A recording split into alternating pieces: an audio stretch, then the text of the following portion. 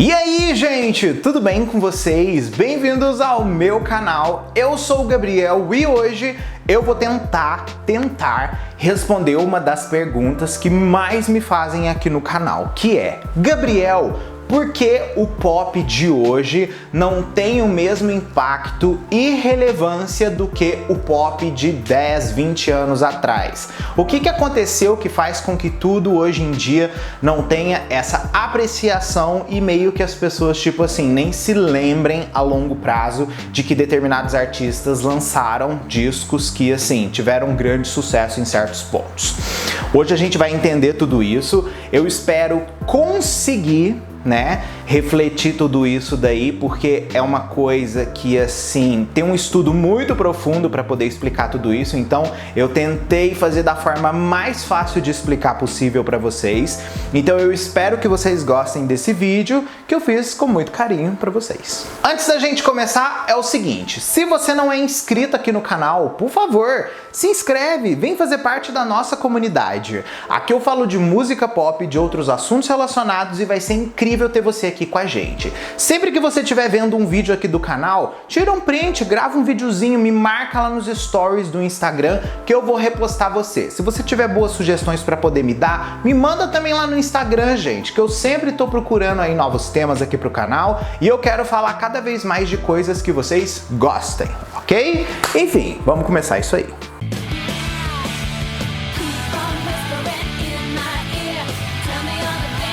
Bom, eu acredito realmente que o que faz a música pop antiga melhor do que a de hoje em dia são duas palavras óbvias: memórias e conforto. Essas duas palavras, elas definitivamente são a resposta para isso daí tudo. Mas antes da gente chegar realmente nessa explicação sobre memórias e conforto, vamos entender um pouco da evolução da música do passado para a música de hoje em dia, né? Tipo, como uma se transformou em outra e como isso daí teve o papel principal em trazer essa questão da memória e do conforto como os pontos realmente que definem o que faz uma ser melhor do que outra.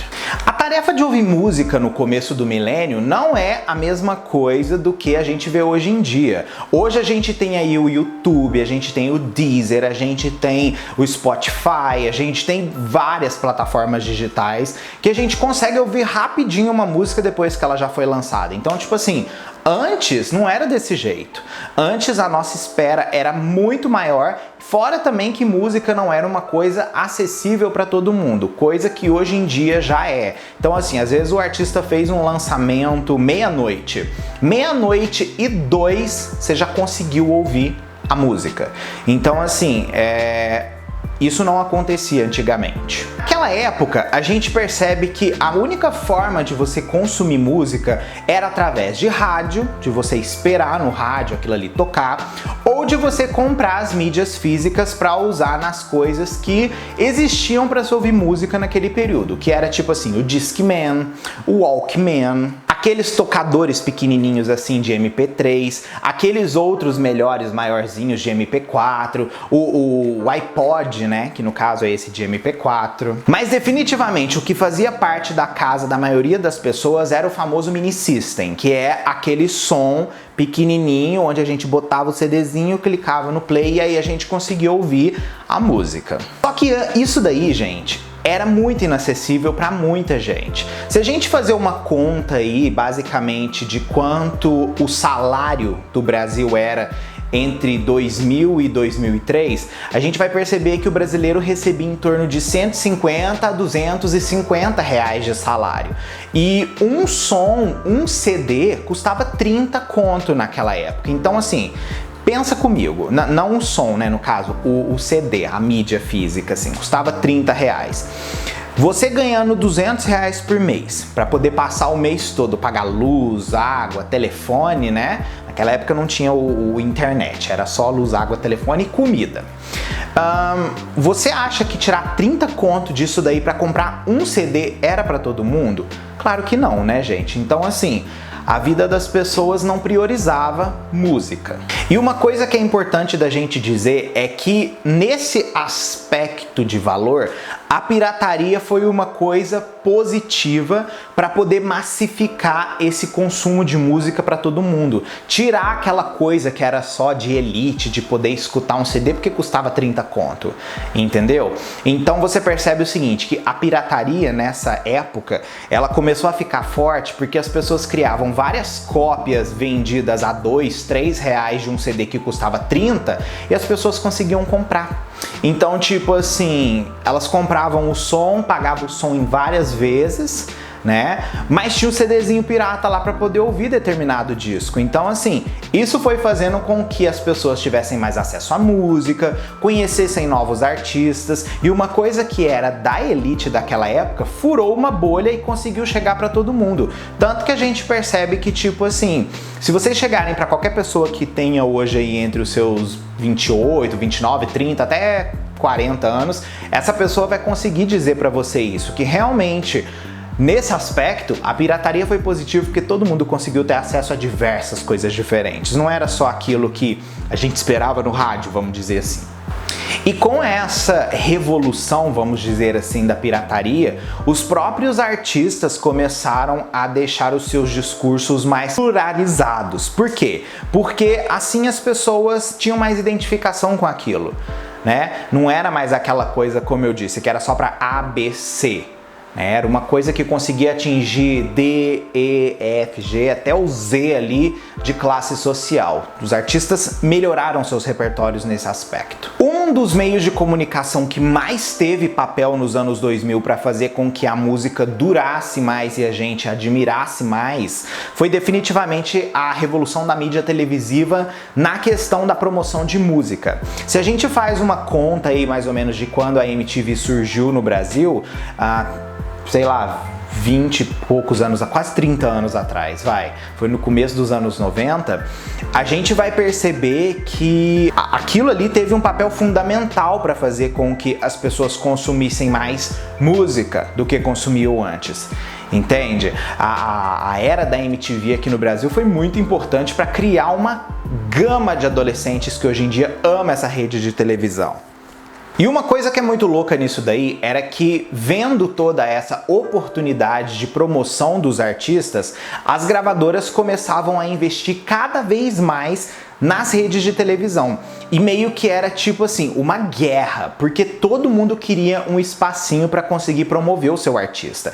Então as gravadoras chegavam a desembolsar valores monstruosos para conseguir uma oportunidade de performance em uma rede de televisão que tinha muito acesso. Por quê? Porque na semana seguinte ou nos dias seguintes reverberava positivamente muito na venda dos discos. E assim, com o passar desses anos, a acessibilidade à música começou a ficar cada vez melhor. Quando o iTunes surgiu e as pessoas meio que começaram a ter acesso no iTunes em todos os países, definitivamente a era digital explodiu. Por quê? Você comprar uma música no iTunes era muito mais vantajoso do que você esperar chegar numa loja para poder comprar um CD. Tipo assim, era um horror você esperar. Porque às vezes o CD saía e ele só chegava aqui no Brasil 1 mês, 2 meses depois. Então assim, era uma situação chata da gente ter que ficar esperando para conseguir ouvir aquele projeto de um artista. E com o iTunes não, a gente ia lá, comprava no cartão de crédito e baixava a música ali na hora. Claro, o preço da música digital era o mesmo da mídia física, não tinha diferença. Você pagava 15 conto num álbum, assim, lá no digital, né? Pagava até mais barato um pouco, mas o single para você comprar R$2 e tal, então tinha toda essa questão aí. E com a evolução dessas mídias, a gente chegou num ponto hoje que a gente aluga música, né? Que é o famoso streaming.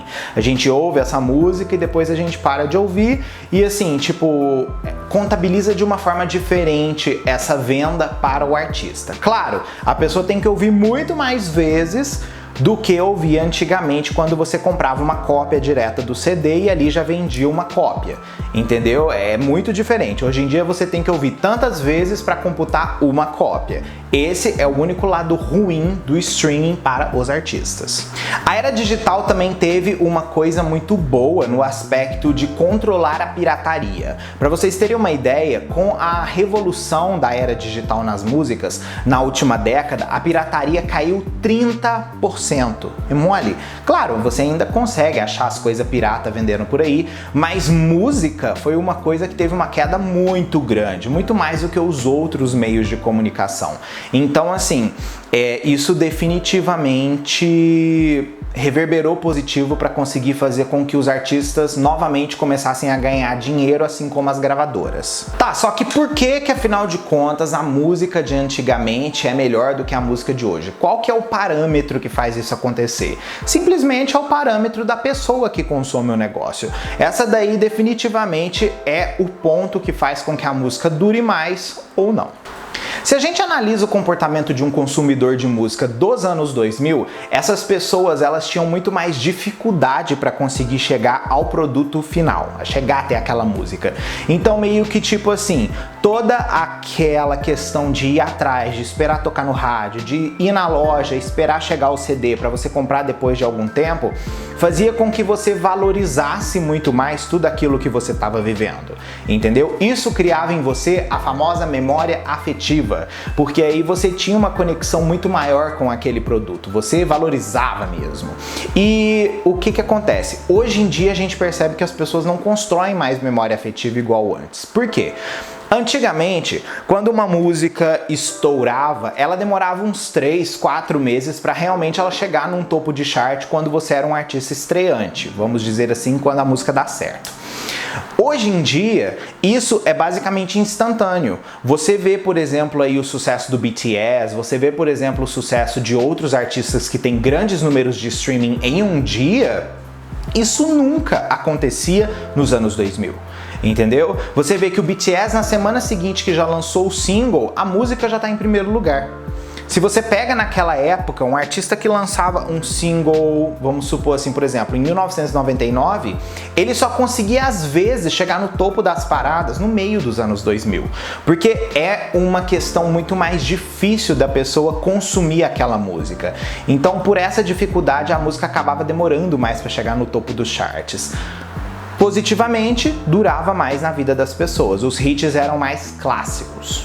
E a gente percebe que antigamente também a gente tinha uma questão das músicas, por mais que sim, tivesse um apelo plástico em algumas que conseguiam fazer muito sucesso nos charts musicais, não era como é hoje. Hoje em dia a gente percebe que os artistas eles são obrigados ao extremo a entrar em tendências musicais vazias, compostas porcamente, simplesmente para conseguir vender grandes números no menor prazo de tempo possível. Então assim, eles apostam na zona de conforto das pessoas para as pessoas ouvirem a música deles várias vezes em um prazo de uma semana para eles conseguirem realmente ter o retorno daquilo ali. Então assim, é muito mais difícil também por esse lado de trabalhar nessa indústria de hoje em dia. A sua criatividade se poda, vamos dizer assim.